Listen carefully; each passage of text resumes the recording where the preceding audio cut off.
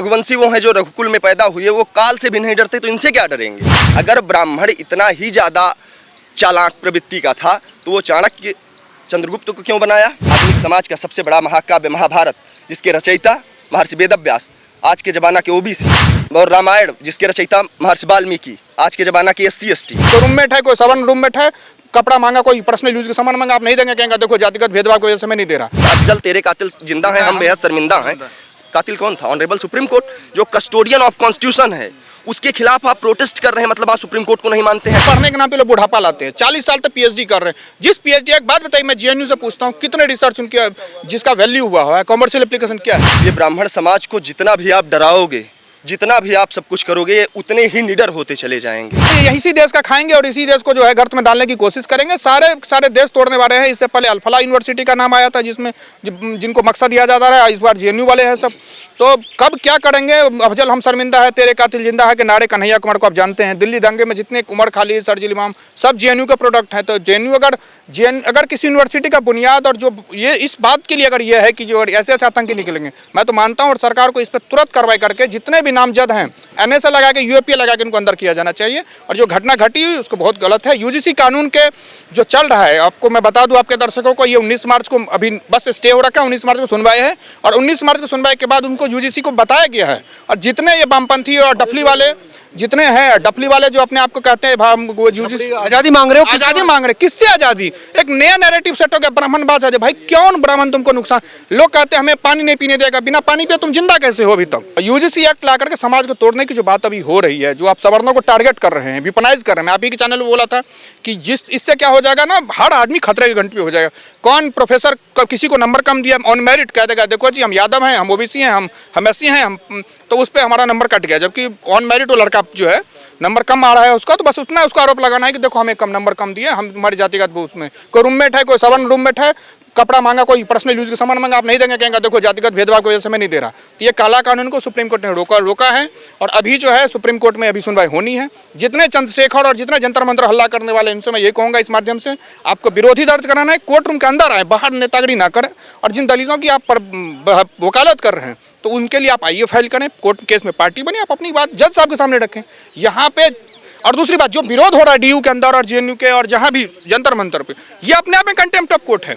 Supreme court जब मामला लंबित है उसके बावजूद भी जाकर के इस तरीके से चीजें अगर आप कर रहे हैं तो कहीं ना कहीं आप इसका मतलब आप तो खुद अपने आप को वकील। हाँ, तो रावण वकील बताता है तो वो वकालतनामा लगाए ना यहाँ पे, आगे कोर्ट में बहस करे। वो मीडिया लोन के बाहर तो जाता नहीं, वो यहाँ भी कम आता है। दूसरी बात, जब मामला लंबित हो और आपका ऐसा भी नहीं है कि कानून एकदम से आपको खत्म कर दिया, आपको जीना मरना मुश्किल होगा, आपका आरक्षण तो है ही, आरक्षण का लाभ लीजिए, ठीक है। तो मेरा ये मानना है कि आप अब इतना इस देश के संसाधनों का नुकसान ना हो, ये बामियों ना करें, ये वामपंथी और जितने भी ये डफली गैंग है, आजादी वाले गैंग है, टुकड़े गैंग है। देश गुलाम तक तब कहाँ थे डफली वाले, अंग्रेजों से किसने छुड़ाया इस देश को? वही ना कह रहा हूँ, ये डफली वाले बहुत जो है देश को बर्बाद करने में किसी का सबसे ज्यादा योगदान है। तो ये वामपंथियों का है, डफलीबाजों का है। इनको आजादी चाहिए, पता नहीं किससे आजादी चाहिए, इनको बहुत दिक्कत है। तो मिडिल ईस्ट चले जाए, कतर चले जाए, जहाँ भी जाना हो इनको चले जाए, सीरिया चले जाए, लेबनान चले जाए, यहाँ रह के खाते हैं, यहीं के टैक्स पेयर से पैसा पढ़ेंगे। एक तो पढ़ने के नाम पे लोग बुढ़ापा लाते हैं, 40 साल तक PhD कर रहे हैं। जिस PhD, एक बात बताइए, मैं JNU से पूछता हूँ, कितने रिसर्च उनके जिसका वैल्यू हुआ है, कॉमर्शियल एप्लीकेशन क्या है। आप 10 किताब लिए, कट एंड पेस्ट करके PhD थीसिस जमा कर दी, इस पर क्या मतलब है। आप सरकार 40 साल तक आप कन्हैया कुमार क्या किया बताइए। आपने पढ़ाई की, PhD किया, जाके पॉलिटिक्स कर रहे हो, तो आपके पढ़ाई पे तो खर्चा हुआ है, उन टैक्स पेयर के पैसे से आप पढ़ाई किए, नुकसान गया ना। तो आपका उस पढ़ाई का जो आपने थीसिस लिखा, जो भी लिखा, आप डॉक्टरेट किए, MA MPhil किया, उसका समाज को आपने क्या कंट्रीब्यूशन। यही कि देश तोड़ने की बातें कि भाई हम याकूब मेनन के उसमें हम बात करेंगे, अफजल हम शर्मिंदा है बात करेंगे। तो अगर पढ़ाई के नाम पर आप ये कर रहे हैं तो आपको तोप के सामने बांध चाहिए ऐसे लोगों को। मैं लिबर्टी के जो ये जितने ये ह्यूमैनिटेरियन ग्राउंड वाले हैं, जितने हैं जो भी करते हैं बात, वो गलत बोल रहे हैं। इनको पर सख्त UAPA NSA की कार्रवाई होनी चाहिए, मेरा मानना है। आप थे वहाँ पर? मैं दिल्ली विश्वविद्यालय का फाइनल ईयर का फाइनल सेमेस्टर का छात्र हूँ। मैं ये बात बोलने से पहले सिर्फ उनको यही बात बोलना चाहता हूँ कि विप्रवंश को यश प्रभुताई, अभय होय जो तुम्हें डराई। ये ब्राह्मण समाज को जितना भी आप डराओगे, जितना भी आप सब कुछ करोगे, उतने ही निडर होते चले जाएंगे। और आप इतने बड़े दोगले और जयचंद की मानसिकता रखने वाले वो लोग हो जो ढपली लेकर के आ जाते हो चंद पैसों के लिए, फॉरेन फंडिंग आपको दे दो देश तोड़ने के नारा लगाने के लिए आप दिल्ली यूनिवर्सिटी में आ जाते हो। और आप आज़ादी किससे मांगते हो? आपने कभी इस बात पे डिबेट ही नहीं की कि जिससे सोशल जस्टिस ओरिजिनल में आएगा, जिस बात से ओरिजिनल में आज़ादी देश को चाहिए, आतंकवाद से आज़ादी चाहिए, बाकी चीज़ों से चाहिए, उस पर नहीं बात करेंगे। ये केवल बात किस पर करेंगे? ब्राह्मणवाद पर, ब्राह्मणों पर। इनका क्या ऐसा ड्रैकोनियन ब्राह्मणों ने इनके साथ कर दिया है जो इनको इतनी ज़्यादा टीज़ है उनके प्रति, नफरत की भावना इनके सिर्फ और सिर्फ इनके आप समझिए कि मानसिकता देखिए। इन वामपंथियों की जड़ें कमज़ोर हो चुकी हैं, पूरे विश्व से ऑलमोस्ट ख़त्म होते जा रहे हैं। केवल और केवल ये जेएनयू में कुछ जगहों पर जेएनयू में भी इनका अपोनेंट बहुत ही मजबूती के साथ है। अखिल भारतीय विद्यार्थी परिषद बहुत ही मजबूती के साथ इनको चुनौती दे रहा है। अब इनकी पूरी तरह से पॉलिटिकल आइडियोलॉजी खत्म हो रही है, इनकी जमीन खिसक रही है, इसलिए इनको भय का वातावरण है। तो आप एक पत्रकार पर, तथाकथित पत्रकार पर, आप जाति पत्रकारों की कोई जाति होती है क्या? इन बेईमानों को शर्म आनी चाहिए, मक्कारों को, सिर्फ और सिर्फ इस बात कर कि वो ब्राह्मण है, उसका सरनेम तिवारी है, इसलिए उसे पकड़कर पीट दो, उसको एक मॉब लिंचिंग कर दो, एक भीड़ आएगी, इन जाहिलों की एक भीड़ आती है और उस महिला पत्रकार के साथ बदतमीजी करती है। इस पर सारे सेकुलरिज्म के सूरमा मर गए हैं क्या? इस पर कोई नहीं बोलेगा। सारे ह्यूमन राइट कमीशन वाले कहाँ चले गए हैं? सारे सेकुलरिज्म के झंडावरदार कहाँ चले गए हैं? सारे दलित वामपंथी नेता कहाँ चले गए हैं? अरे आप अगर वास्तव में महिलाओं की राइट की बात कर रहे हैं, बिल्कुल, मैं तो सवर्ण नेता तो बोलेंगे ही नहीं, उनको सबसे ज्यादा पॉलिटिकल करेक्टनेस की चिंता है। यही अगर घटना किसी और के साथ होती, यही अगर घटना किसी और के साथ हुई होती तो अब तक पूरा मीडिया, पूरी लॉबी, पूरी सारे के सारे इकट्ठे हो जाते, सारी महिलाओं का एक ह्यूमैनिटेरियन ग्राउंड पर सारी महिलाओं, वीमेन एक्टिविस्ट आ जाती, सारे बड़े लोग आ जाते। लेकिन एक भी ट्वीट आपने देखा क्या इस पर? क्या किसी ने किया क्या? सवर्ण नेताओं ने हमारे स्टैंड लिए क्या? दिल्ली विश्वविद्यालय को, जो प्रेस्टिजियस इंस्टीट्यूशन है, इंस्टीट्यूट ऑफ एमिनेंस में गणना होती है, आप ऐसे आते हो और उस इंस्टीट्यूट की छवि को धूमिल करते हो? आपको इस बात पर शर्म आनी चाहिए। क्या इस देश में ब्राह्मणों का कोई योगदान नहीं रहा? क्या इस देश में महर्षि दधीच से लेकर के आज तक सारे ब्राह्मणों ने अपनी हड्डियां गला दी, सारे ब्राह्मणों ने देश के लिए सब कुछ किया, मंगल पांडे से लेकर के चंद्रशेखर आज़ाद तक, चंद्रशेखर आज़ाद जी से लेकर के बाकी क्रांतिकारी तक, सारे के सारे आज़ादी का आंदोलन केवल इसी पर टिका था। आप आज उन्हीं को सबसे ज़्यादा ठीकरा फोड़ दे रहे थे। वो कहाँ थे या उनके अब्बा कहाँ थे? ये कुछ नहीं करेंगे। डफली वाले जो हैं केवल आतंक की घटनाओं में जो शामिल हैं उनको प्रश्रय देंगे।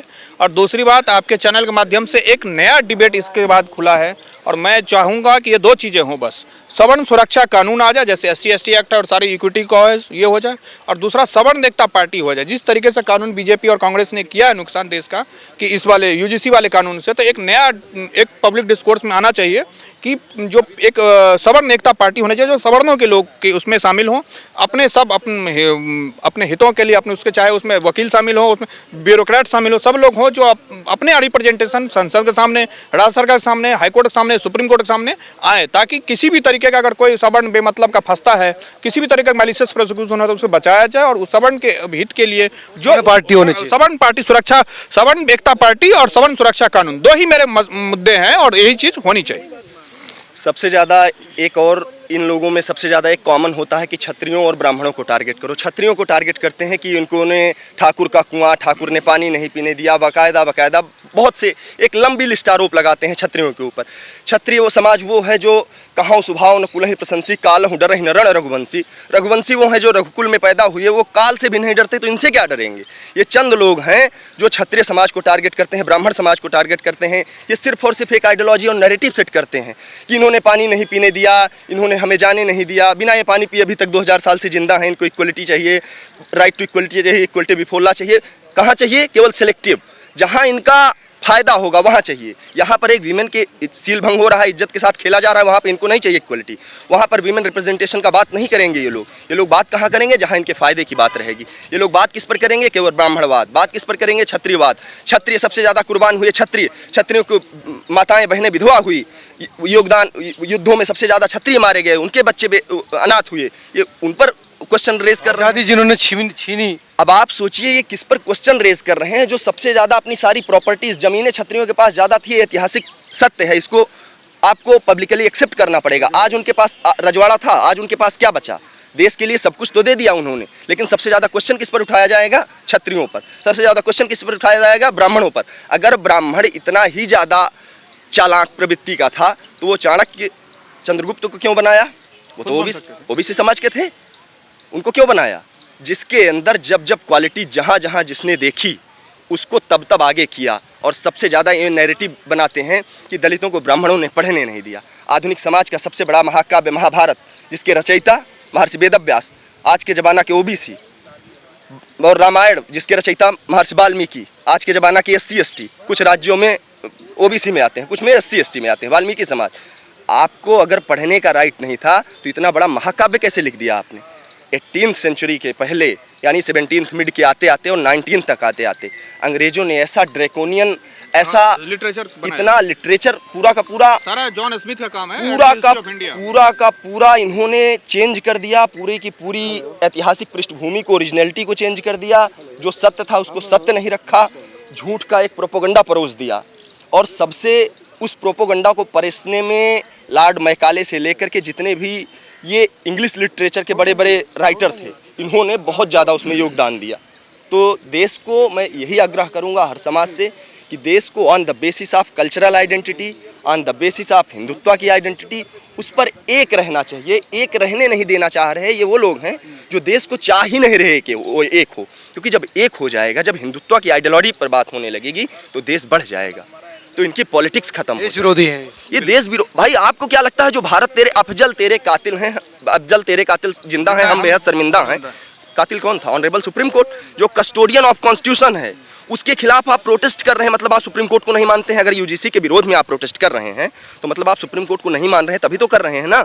अगर आप सुप्रीम कोर्ट को मानते तो 19 तारीख तक वेट करते, जो भी फैसला होता आपके पक्ष में होता, वो भी आपके अगर विपक्ष में आता तो आप असंतोष जाहिर करते। प्रोटेस्ट नहीं कर सकते हैं उसके खिलाफ। आप क्या कह रहे, जंतर मंतर पर इकट्ठा हो गए। आपने क्या किया? दिल्ली विश्वविद्यालय के प्रांगण में इकट्ठा हो गए। इससे आपकी डबल स्टैंडर्ड दिखती है, दोहरी मानसिकता आपको क्लियर एंड कट दिख रही है ना, कि आप custodian of constitution, guardian of constitution को नहीं मान रहे हैं, तो बाकी चीज़ों को आप क्या मानेंगे?